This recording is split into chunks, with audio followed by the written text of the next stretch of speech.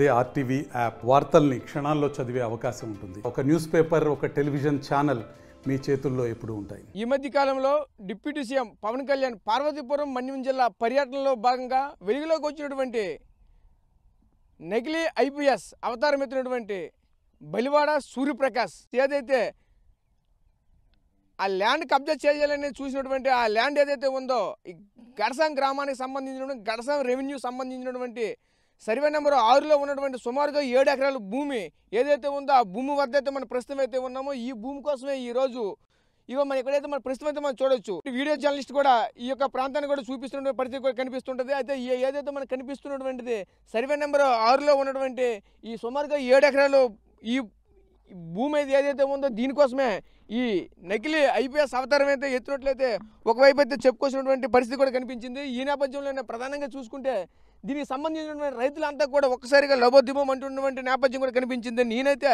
ఐపీఎస్ను నాకైతే ఈ యొక్క భూములు అయితే ఖచ్చితంగా నాకు ఇవ్వకపోతే నేను అయితే మీ మీద చట్టపరమైన చర్యలు తీసుకుంటాను, అలాగే మిమ్మల్ని కూడా పోలీసు కేసులు పెట్టి మిమ్మల్ని జైల్లో వేస్తున్నట్టు రైతులను కూడా బెదిరించినటువంటి కార్యక్రమం కూడా ఆనాడు జరిగిందని అయితే మాత్రం రైతులు కూడా చెప్పుకోవాల్సిన పరిస్థితి కనిపించింది. ఈ నేపథ్యంలోనే మనతో పాటు ఈ బాధిత రైతులు అయితే మాత్రం మనతో పాటు ఉన్నారు. ఆ రైతుల కాడికి మరిన్ని వివరాలు తెలుసుకునే ప్రయత్నం అయితే చేద్దాం.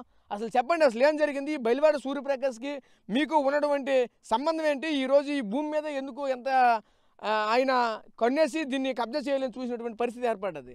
అది 22 సంవత్సరాలు అడ్వాన్స్ ఇచ్చి వాళ్ళ నాన్న కరోనా టైంలో చనిపోయారండి. ఈ భూమి అంతా మండలోళ్ళకి వచ్చిన అల్లుళ్ళకి సంబంధించిన ఈ భూమి అండి.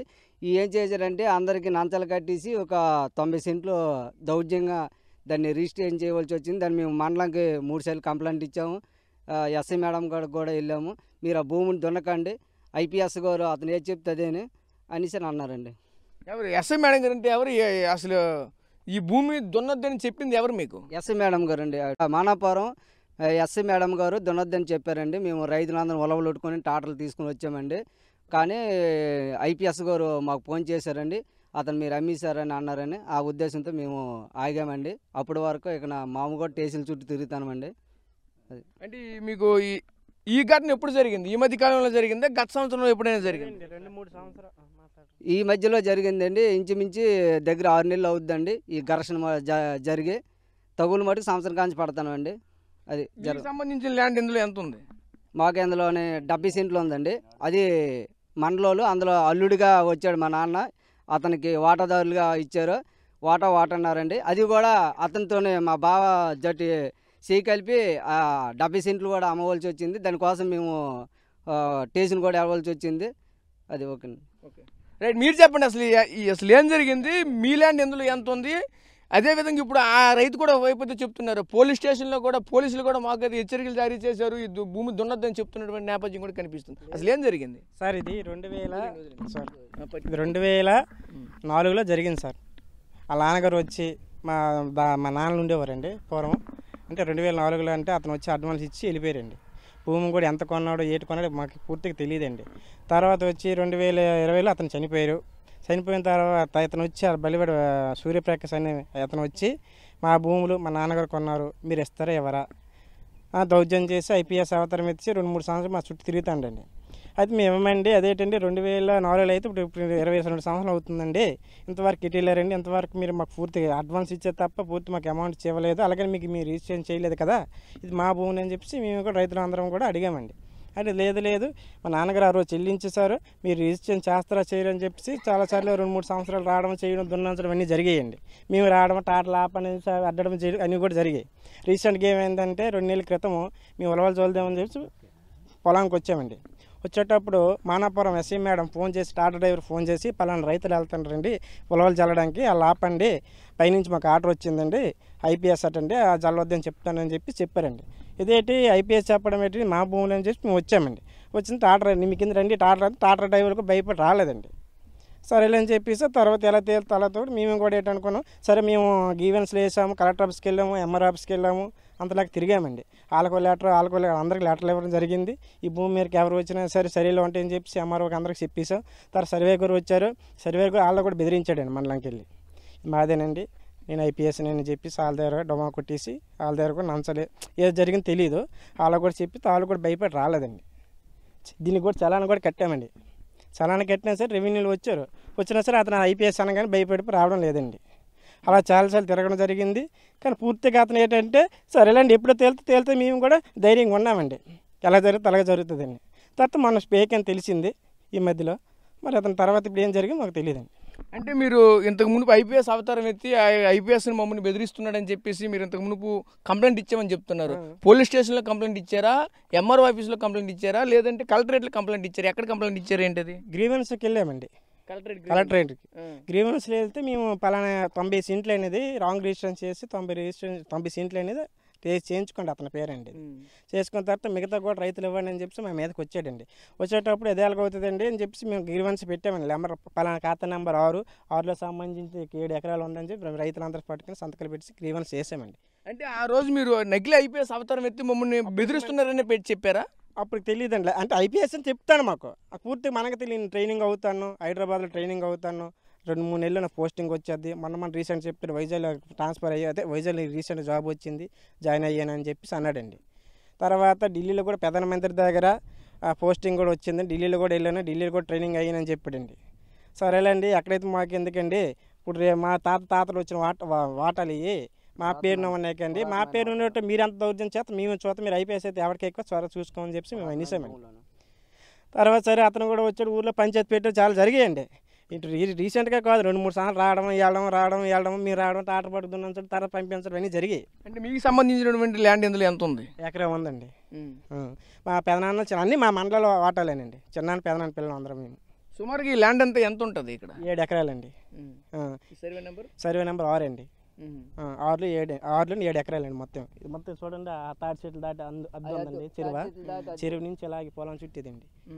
ఇలా ఈ ల్యాండ్లో మేము ఉన్నామండి. అంటే ఈ ల్యాండ్ అంతా కూడా ఆయన కబ్జా కోసం ఈ అవతారం ఎత్తారు. కబ్జా చేయడానికినండి. అవతల మందే కానీ లేదు. కబ్జా చేయడం కేవలం కబ్జా చేయడానికి రైతులు పూర్తిగా మనకి ఇవ్వడం లేదని చెప్పేసి ఐపీఎస్ అవతారం ఎత్తాడండి. చాలాసార్లు వచ్చాడు, బెదిరించాడండి. చాలామంది బెదిరించడం అన్నీ జరిగాయి. చాలాసార్లు చిట్టింగ్లు కూడా వచ్చాడండి. రావండి మీకు ఎందుకు డబ్బులు ఇస్తానండి, మాకు డబ్బులు వద్దండి, మాకెందుకండి, మా భూములు మాకు ఇంత చాలండి, మీ డబ్బులు మాకు అవసరం లేదని చెప్పామండి. రీసెంట్గా మన కోవులు కూడా అయింది 4-5 నెలల క్రితం అండి. కోవులు పంచాయతీ పెట్టాం, అతను వచ్చాడు, డాక్టర్ని పట్టుకొచ్చాడు కాగితం మీద, తెల్ల కాగితం మీద.